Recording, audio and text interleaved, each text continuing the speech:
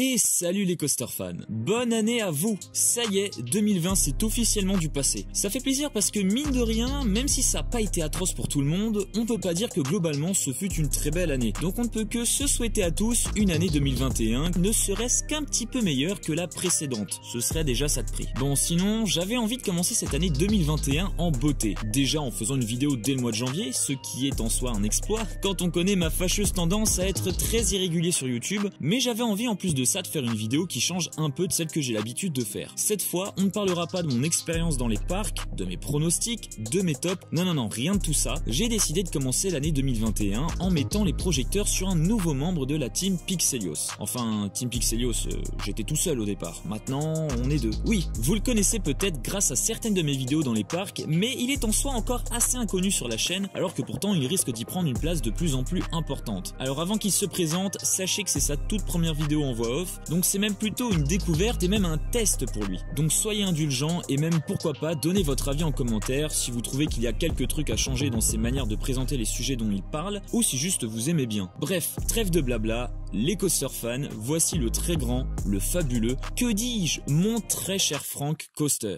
Bonjour, bonsoir à tous. Aujourd'hui je prends les commandes de la chaîne pour faire plaisir à mon ego et me présenter proprement. Déjà, qui suis-je? Pour ceux qui n'ont pas vu les derniers vlogs, je suis Franck, aka le moyen de locomotion de Pixelios et s'amuse lors des visites de parc. Les parcs et moi, ça a toujours été une belle et longue histoire d'amour. Car petit, j'allais toujours à Disneyland Paris au moment des fêtes, pour la beauté de l'univers et comment mieux passer Noël que dans un magnifique hôtel et dans des parcs qui se démènent pour créer un univers magique lors de cet événement. Et j'avais le fameux Wally Pass, ce qui me permettait d'aller à Walligator quand je le voulais. Malgré ça, il ne faut remonter qu'à 2016 pour que je fasse mon premier vrai coaster, qui était de Monster, sans vouloir dénigrer Comet et Anaconda évidemment. Mais moi, j'allais au Alligator parce que c'était le parc le plus proche de chez moi. Ce que j'aime dans un parc, c'est l'univers qu'il arrive à créer. D'où le fait que j'aime énormément Disneyland Paris et Fantasyland. Les coasters, c'est un bonus là-dedans. Un bonus pas négligeable du tout, mais un coaster sans théma n'est pas un coaster exploité à son plein potentiel. Et c'est quelque chose de très important dans la vie que j'ai pour les coasters que je fais. Il a fallu que je rencontre Pixelios pour que cet intérêt pour les coasters devienne une vraie passion. Mais je pense que le meilleur moyen pour se présenter, c'est en faisant un petit top 10 de mes coasters préférés. Je préviens que la majorité des coasters du top viennent du parc Disneyland Paris, car c'est celui que j'ai fait le plus, avec Walligator et Fantasyland, mais une seule fois malheureusement. En numéro 10, on trouve Ninja's Force que j'ai découvert cette année avec Pixelios. J'ai été surpris par certains éléments assez originaux, comme la drop inclinée, mais la partie Wine Mouse était quelque peu oubliable, et les autres éléments du ride ne rattrapent pas le reste. Surtout que le coaster ne tourne que très peu. Après, il y avait personne à l'arrière du wagon,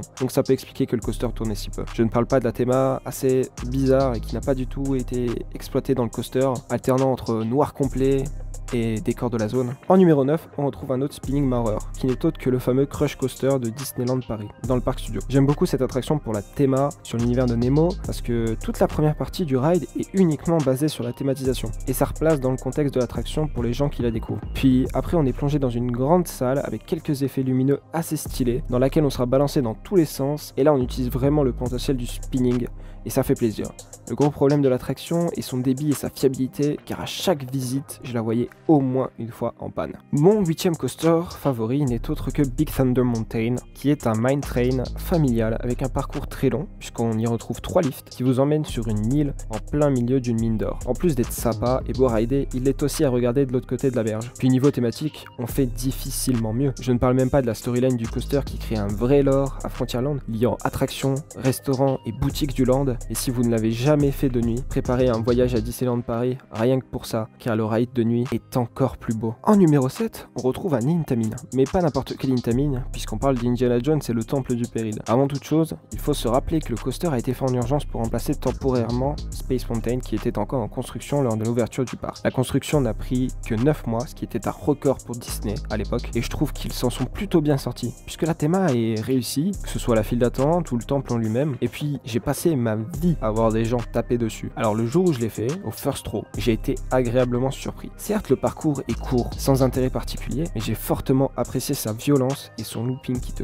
colle dans ton siège. J'aurais souhaité le faire en arrière, mais qui sait, peut-être qu'un jour ils le remettront en arrière pour relancer l'intérêt du coaster. En 6ème, on retrouve Hyperspace Mountain, qui n'est autre que Space Mountain Mission 2, avec 2 écrans projetant un Star Destroyer, ce qui en fait une des plus grosses arnaques du parc, et j'espère voir un Space Mountain Mission 3 un jour, car cette théma Star Wars est vraiment superflue est inutile. Mais sinon, le launch incliné est plutôt pas mal, on a vraiment l'impression d'être dans l'espace. Puis j'ai beau crier sur la théma Star Wars, on a quand même le meilleur Space Mountain au monde grâce à ces quelques inversions qui en font un des plus gros coasters du parc. En numéro 5, on trouve Rock'n'Roller Coaster qui nous a quittés pour devenir une version Iron Man que j'ennuie totalement. Quel coaster c'était! Ce délire de boîte de nuit avec Aerosmith en musique de fond, c'était génial. En plus, le coaster en lui-même n'est pas si nul quand on le couple avec sa théma plongée dans le noir, traversant des halos de lumière. Le coaster a un bon launch avec 2 bonnes premières inversions avant de ralentir malheureusement et d'avoir un corkscrew et des longs virages assez lents. En numéro 4, j'ai mis Colorado Adventure. Oui, ça n'a aucun sens, mais il est tellement violent comparé à BTM que ça le rend génial. En plus, on a le droit à plusieurs lifts assez rapides,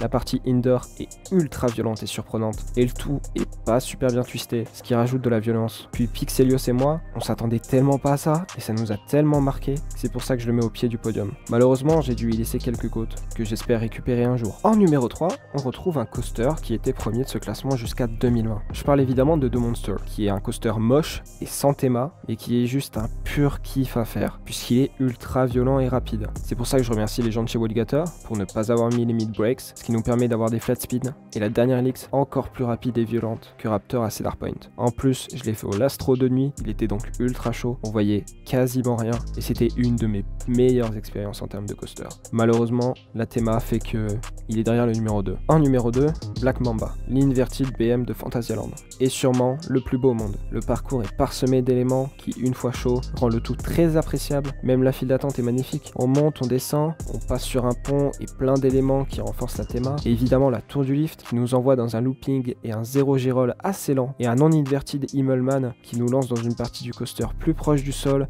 avec des flat spins, des changements de direction à travers une zone que l'on voit peu, ce qui rend le coaster encore plus difficile à connaître. Et mon coaster préféré n'est autre que Taron à Fantasyland. En même temps, on part sur un multi-launch Intamin qui enchaîne entre Eastern et Airtime avec une théma juste magnifique inspirée des Vikings. Le coaster a une musique juste épique qu'il m'arrive encore de l'écouter en boucle, tellement elle est cool. C'est considéré comme un des meilleurs coasters européens et je comprends pourquoi. Voilà, maintenant vous avez eu sa présentation. Je trouve personnellement que pour un début il se débrouille vraiment bien. Dites-nous d'ailleurs en commentaire ce que vous en avez pensé. Sachez d'ailleurs qu'il arrivera sûrement à l'avenir que certaines vidéos soient uniquement faites avec la présence de Franck. Donc n'hésitez pas à lui proposer des sujets pour les futures vidéos, histoire qu'il commence un petit peu à vous préparer quelque chose. Comme d'habitude, n'hésitez pas à mettre un pouce bleu en bas de la vidéo si elle vous a plu, ou encore de vous abonner à la chaîne pour ne pas rater les prochaines vidéos. Quant à moi, sur ce, je vous dis à plus les coaster fans.